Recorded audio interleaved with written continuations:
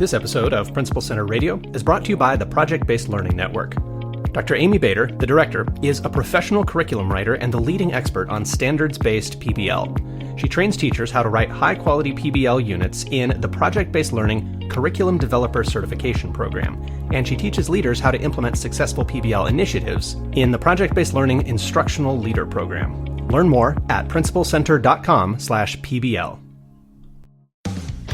Welcome to Principal Center Radio, helping you build capacity for instructional leadership. Here's your host, Director of the Principal Center, Dr. Justin Baeder. Welcome everyone to Principal Center Radio. I'm your host, Justin Baeder, and I'm honored to welcome to the program Dr. Amy Baeder. Amy is director of the Project-Based Learning Network and is a professional curriculum writer. And we're here today to talk about writing PBL units that address standards and that involve products that allow students to demonstrate mastery of those standards. Dr. Baeder holds a doctorate in educational leadership and policy from the University of Washington and spent many years with Seattle Public Schools and the University of Washington as a teacher and teacher educator. And now, our feature presentation. Amy, welcome to Principal Center Radio. Thanks so much for having me. Well, let's talk about PBL and standards, because it seems like a lot of people have the misconception that PBL is just for fun, or PBL is what you do after your students have met the standard and you have some time to kill. Take us into the world of standards-based PBL a bit. Sure. So that is definitely a misconception that people have. And one other one is just that all or nothing thinking, that you have to teach either all project-based learning from the start of the year to the end, or it's, something to be saved for the end of the year. So, one thing I work with teachers in as they plan is to start with the standards that they have to teach and to really shift their thinking that project-based learning is about teaching those standards and teaching the content through the development of the product. And that's really what project-based learning is all about, is giving students a reason to need to know those standards and that content, and they're developing that product in the process. So in a non-PBL unit, typically students would be demonstrating their learning some other way, right? They'd be taking a test, they would be writing a paper, they would be solving problems, they would be doing something that is kind of a traditional way of demonstrating mastery, in a way that the teacher can use to kind of summatively assess that they learned what they were supposed to learn. Talk to us a little bit about how that works in a PBL unit. How do teachers design projects, or the product itself that students produce, that demonstrates their mastery? Because I think we've all heard of products that seem to have kind of a tenuous fit to the subject. Like if we do an interpretive dance about math, how much can we actually learn from that versus a product that's a little bit of a better fit to the subject area? Help us think about that issue. Sure. And first, just thinking about that assessment piece, one thing that people think that they have to drop altogether is that they think that in project-based learning, there are no tests, there are no quizzes, and there definitely can be those other kinds of assessment. And the reason I encourage those to still be part of the unit is because the final product will not necessarily demonstrate all of the knowledge that students may have gained throughout the course of the unit. So you may want to still have quizzes to make sure that students understand the basic vocabulary, basic knowledge that they will build and put together and demonstrate as they synthesize their learning in that final product. So that's one piece. And the other piece is to think about how that final product can connect to the standards. And one wonderful thing about a lot of the standards redesigns is that they will actually point you in the direction of what a great final product might be. So if you've selected some standards that say students will develop an argument, or students will develop a model, and I'm bringing from the science standards here, that might point you in the wonderful direction of what a good final product fit might be for that unit. So there's this idea that students should have total choice over their project, over the type of product. And you often steer people away from that idea, right? That it should just be wide open.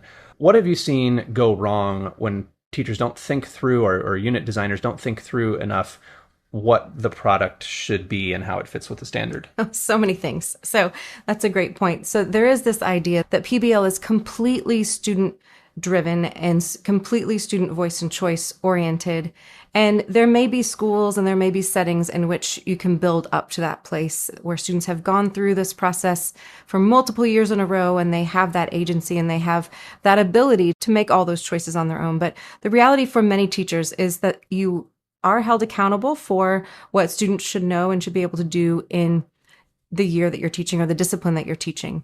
So often I think that teachers think that by giving voice and choice, that means that they need to give students complete control over what that final product looks like, or they give them, a wheel of choice or choice boards. That's been very popular lately. Whether or not that's for the final product or choices that they're making throughout the unit, that remains to be seen. But with that idea of free choice, what ends up happening is that your students are all over the map on what they know and can do. And the kinds of things that you're asking of them on those choice boards may not actually be the same grain size of a product. So a student could write a quick little poem and it's very cute and it may have some of that key vocabulary in it. And then your other students may choose something that's a lot more complex and a lot more work intensive. So your students end up getting finished with those products at very different times. So one student might take 5 minutes to complete it and other students might need multiple days. And then just the level of sophistication of what you expect in that and how you might assess it becomes kind of a nightmare. Yeah. And I know you're writing a unit right now in which you have chosen some content to teach to students. You have chosen a product type that does constrain students, right? They're not doing a stop motion video. They're not designing a video game. They're designing a particular type of product. Tell us a little bit about how you chose that type of product and how it fits with the content for this unit that you're writing. Sure. I'm writing a unit for a client, and I was thinking about what it might look like to develop a model that showed ecosystem interactions. And often when we think about models, we think about, because this is the kind of thing that we were doing in school, is developing a 3D model, a model of a cell, a model of the heart or lungs. But in this case, a model can be so much more than that. And I was thinking about interactions and thought about games and how games can show interactions and can show disruptions and can show change over time and cause and effect. And cause and effect happens to be one of the cross-cutting concepts that this unit needed to be around, and developing a model and ecosystem interactions were some of the other standards that needed to be addressed. So in the end, students work together in teams to design a game that shows ecosystem interactions for one of their choice from a list that I've curated. So each product is going to be completely different, even though they're all doing the same product. And that's something that PBL teachers can look forward to, is designing products with that level of attention to the standards as well as with that variety. So there's choice built in, but you've set it up so that the products are commensurate in scope, right? As you said, It's not some students are done in 5 minutes because they wrote a poem, and other students take weeks and weeks because they need clay and, a giant poster board and all these different things that are going to take lots of time. Talk to us about the assessment side of that. How the teacher will assess student learning from the final project and the final product factor into those design choices that you make. Yeah, so not only will students develop a game, but they also have to design a game description, and they have to write about how the science is evident within that. But there are also assessments leading up to that final product. So it won't be a surprise when students bring their game and play it. They will have shown their learning throughout with writing some claim evidence reasoning arguments, with doing assessments along the way, some quizzes and things like that. So that assessment's not saved to the end, and the creation of the product is not saved to the end. It's done throughout the unit. Right. As you said earlier, it's not that you're not giving tests and quizzes. It's not that you're not doing the typical things that you would do to monitor student learning and assess where they are in relation to the standards. You're still doing those things, but you're building up to a final project that will also complete that puzzle. Talk to us a little bit about how the project itself completes that puzzle of assessment, or kind of what role that plays. Right. So often as teachers, we may assess the things that we want to make sure that students know, that are maybe vocabulary related or just some basic content knowledge, right? Really, what this gets at is the synthesis, the building up of that knowledge into something that's usable, that is a real world product, because it would be very boring for students to get up in front of us and recite the knowledge that they have gained throughout the unit. But what we really want to see and what we want to help develop are students that can put together their knowledge in ways that are usable. And that skill and that ability is something we want them to be able to carry outside of the classroom and demonstrate in the world beyond the classroom walls. So having thought through some of those constraints that we want to build in to make sure that students learn what they're supposed to, that we can assess their mastery of the standards as intended. Like on the other end of the spectrum, I think we worry about getting, 30 or 150 of the same thing. So how can we avoid that kind of opposite problem of, why did I even have students do a project if they're all just the same thing? How do we make sure that choice that's in there is actually interesting, is actually meaningful? And I know you've touched on that a little bit, but, if grading tests took X number of hours and grading projects is going to take 10 times that amount, we want to make sure we're not just getting projects that are all the same, just as tests would all be the same. Yeah. So, there are lots of ways to do this. One thing that I challenge teachers to do when they design a product is to do one example for themselves. And if you're working with a team, it may be that each of you tries to do an example product for yourself and see if you can inject a little bit of variation. See if you can think about ways that students might approach this and what pitfalls they may face as they complete this, what kind of scaffolds they may need. No one enjoys necessarily doing this, but everyone is glad when they have completed this because it helps them see the kinds of things that they need to prepare for in instruction and in the supports that they develop for students. So that's one way to think about it. The other thing I like to provide in units is a common experience that you lead all students through as they're getting to know that final product. So in the game design unit, all students are participating in common experiences of playing particular games and reflecting on them. And within that, the product has so much variation, number of players, game mechanics, what the ecosystem is around, that there's a lot of choice and a lot of variation, and every single product is going to be different. So you need to make sure that you're choosing a product that has those levels of variation that can be, applied, and that will help as well. Let's talk a little bit about starting with something that exists already. Sometimes we have a beloved unit and we want to PBLify it. We want to upgrade it a bit, make it, more hands-on or more interactive, or, build more voice and choice into it. And sometimes we find activities online that seem like they could be a good starting point, but maybe they fall short. So starting with some of those constraints or some of those kind of existing PBL ideas that are out there, and having looked at lots of PBL ideas that are out there, I know, there probably is quite a variation in quality, especially if people are buying things from, lesson plan websites. What should people be thinking about as they're trying to start with things that already exist in some form, but may fall short of what we're talking about here? Yeah, so the starting places are numerous. Some people can start with something that they have, whether it's a laser cutter or a greenhouse that's not utilized. Some people can start with, like you said, maybe a unit idea that they find online. And my biggest thing I would consider when you're thinking about this is just how does it fit up against the standards? So, you can start with a greenhouse idea, but what standards will you be teaching if you go that route? You can start with an online unit, but you have to be very careful that just because it has those standards on there, you need to make sure that those lessons actually attend to those standards and that the product is aligned. And then the other piece is just think about how you might contextualize it. How will you make it work for your students? How will you make sure that connects to a real world problem, that you're pulling in experts or community members from your own community, and how will it connect to students' lives? So I would say anything can be a wonderful starting place. Just try to make sure that alignment is there among your standards, your starting place, your students, and I think you'll get closer to home with that. Yeah, I'm glad you mentioned place because, we think about individual choice, we think about students and their interests, but there are also a lot of opportunities to tie in the unique features of where you are as a school geographically. And you've had the opportunity to work with teachers in a variety of different settings, a number of different countries. What have been some of the neat opportunities that are provided by incorporating place into the unit design and into the projects that students do?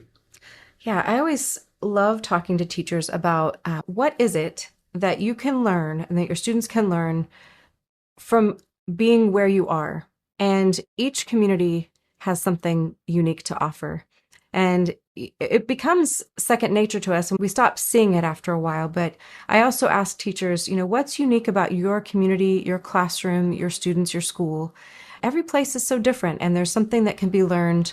And it may be that the fourth graders always go to a certain place in your community and they may find it to be boring, but to people around the world, it's really fascinating to see what can be learned from being where you are. So the place is important. Also, community members really do want to have a connection with your classroom. And whether that's to advise you as you're thinking about what real world problems need to be solved in your community or what needs there are, or whether it's coming in as a guest speaker or having students visit to that location or serving as audience members, there are lots of opportunities to make those place connections to your PBL unit. Yeah. And in some cases, there are opportunities to even solve community problems, right?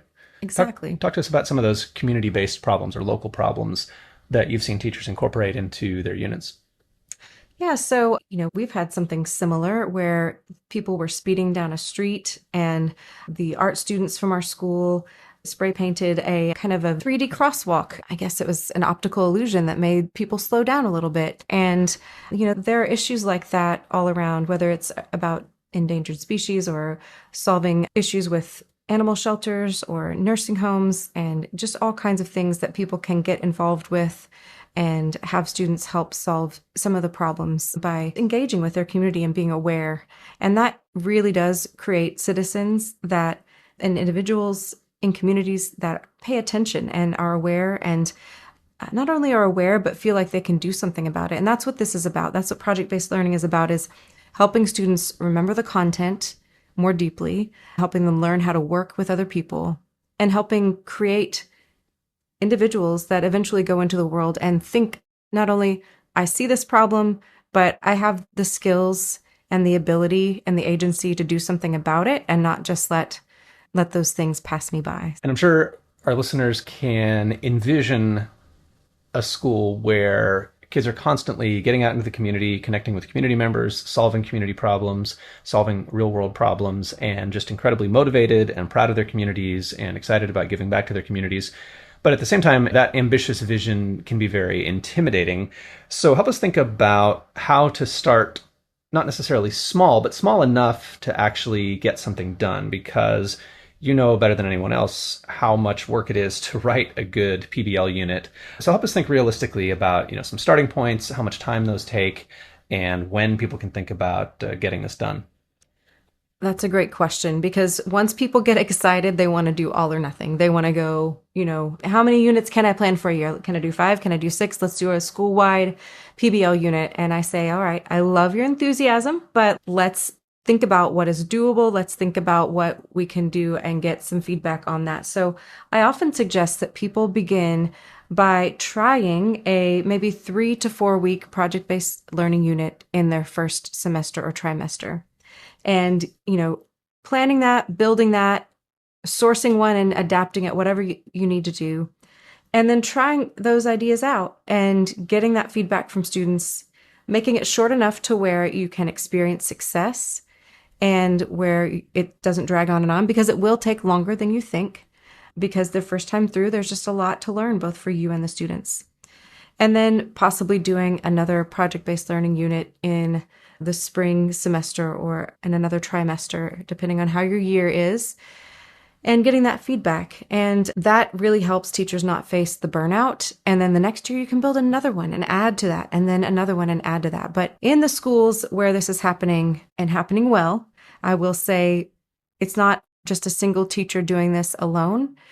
It's not a single teacher doing this without administrative support and understanding. So I really would encourage anyone who is listening to this, who is a school or district leader, or maybe a teacher leader, to really think about how to build a group that can go through this together, and to think about the supports that teachers will need to make this a reality, because it does not happen overnight. It is labor intensive and requires planning. And once the teachers plan It's really amazing to see how the students rise to the occasion and flourish in this kind of environment. And for leaders who are thinking about starting with a small group, how do you think about who is the right type of person to go first with this, or the right type of team?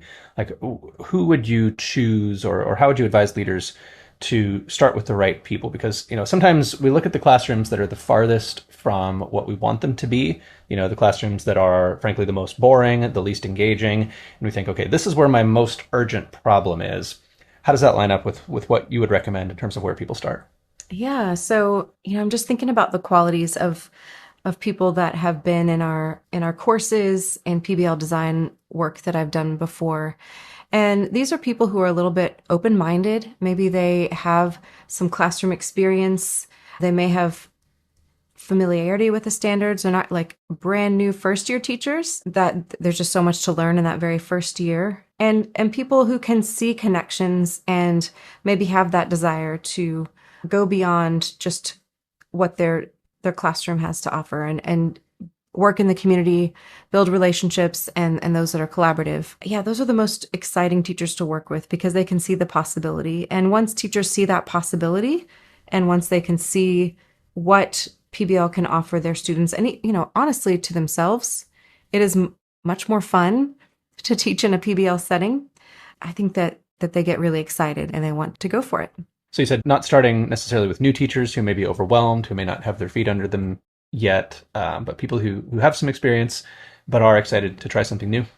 Yeah, those seem to be the best fit. And then teachers that maybe are a little more reticent to try something new because maybe their students' test scores are actually really good and they don't want to try anything new. They're scared if they try something new, then, they may fail. And that's really where a lot of teachers who want to do PBL but are a little hesitant, get concerned, is they are afraid to do something wrong. They're afraid to fail. And, we've seen that teachers that do project-based learning well do get those good results. And it may take a little bit of learning. There's a little bit of a learning curve there, but it's really amazing how much longer their students retain that information and the additional skills that they learn as well by doing project-based learning.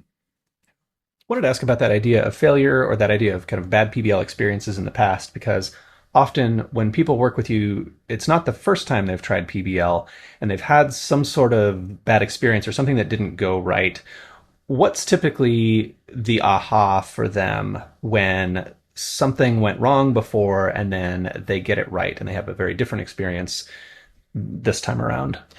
Well, the most common thing I experience is that people have gone through an initial training but weren't really given the tools to actually build a project-based learning unit. So it's like they know what it is enough to know what it is, but they don't know how to build a PBL unit. And the second thing is that I think that they've heard of what project-based learning is and they think they know enough, and then they plan something, but they're actually having the students do something where they're not supporting the students. They're not actually teaching students. They have an idea and they say, you guys figure it out. We work in a group and go for it. You've got this. And they're like, I don't know why it didn't work. But that planning and the standards and the scaffolding, those pieces were missing. And they're like, oh, well, project-based learning doesn't work. But they weren't quite doing what students needed them to do as the instructors in that situation. Yeah, so thinking about the game design unit that we've been talking about, there is kind of a learning curve to game design, and there's some scaffolding that students need in order to develop a game that's actually playable, that's actually fun to play. So the teacher is gaining experience, having done this themselves, design their own game, create the product themselves to make sure it works. How does that experience play into the scaffolding? Because for a lot of the potential products that students could create, like I could make a video, I could, do a PowerPoint. There are lots of things that students have the skills to do, like maybe a PowerPoint, but others where the skills are newer. Talk to us about thinking about scaffolding for a product like a game. Yeah, I think the biggest piece, and I don't know that this would necessarily be called scaffolding, but one misconception teachers have is that project-based learning does not require the teacher to do direct instruction. And I do incorporate small bits of kind of just in time or direct instruction in the units so that students, when they have a need to know, are able to get that information in an efficient way and in a way that speaks to what they need in that moment about their product. So for example, when students are ready to do their game design, there is a little mini lesson about the fundamentals of game design, and they use that to then make decisions about their own game. And I think that it's important for teachers to understand that there will be moments where you will have to instruct, and that's okay. It doesn't mean that it's any less inquiry-based. It doesn't mean that it's any less project-based. It's just in that moment that need to know is there, and you as the instructor can provide that information. Other pieces of scaffolding might be notes organizers, graphic organizers, templates, different kinds of ways where you can cut down the kinds of things that students will need to do in order to support their product development. So maybe they're not going to be, creating every game piece. Maybe you use recycled game pieces from other games from thrift stores, and they can incorporate those there. And a lot of people might not think of that as scaffolding, but it is a support that removes the creation of another piece so that they can get to that final product and really put more of their time into thinking about the ecosystem interactions, into thinking about the development of the model and how that model shows what we want them to show that relate to the standards. So we're not wasting time sculpting playing pieces out of Exactly. clay and learning how to 3D printing. We're not doing all that. Exactly. Love it. So we're kind of simplifying the product so that it focuses on the standards. So for leaders who may not be personally designing and teaching PBL units, what are some ways that leaders can become knowledgeable enough about good PBL to lead their teachers through the process of developing and teaching these units? So what's a good task for leaders to get familiar with PBL? Even if, someone says, my classroom days are behind me, I'm not going to leave my job and personally spend weeks and weeks teaching a PBL unit, but I do want to be somewhat hands-on with this. I do want to empathize with teachers and know what I'm asking them to do. What are some things that leaders can do? I would say listen to your PBL teachers. They will ask you for time, and they will need that time to develop units, to collaborate, to source and adapt units, and not just during the time that you're not in school, but also kind of throughout the year.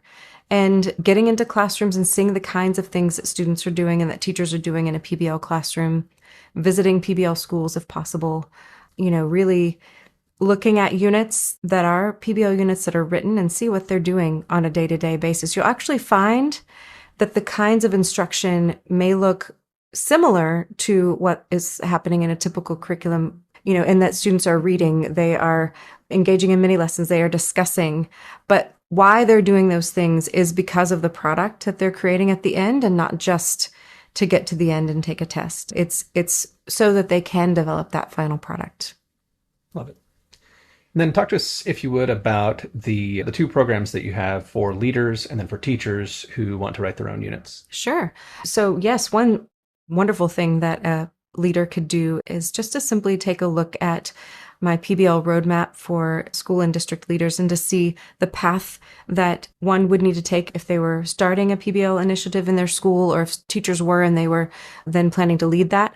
But I do have a course for instructional leaders that takes you through that roadmap and helps you develop an implementation plan with your teachers so that they feel supported. And so everyone is clear on why we're doing this, what it looks like, how we're defining it, because that simple language of what is project-based learning that's something that needs to be a common usage.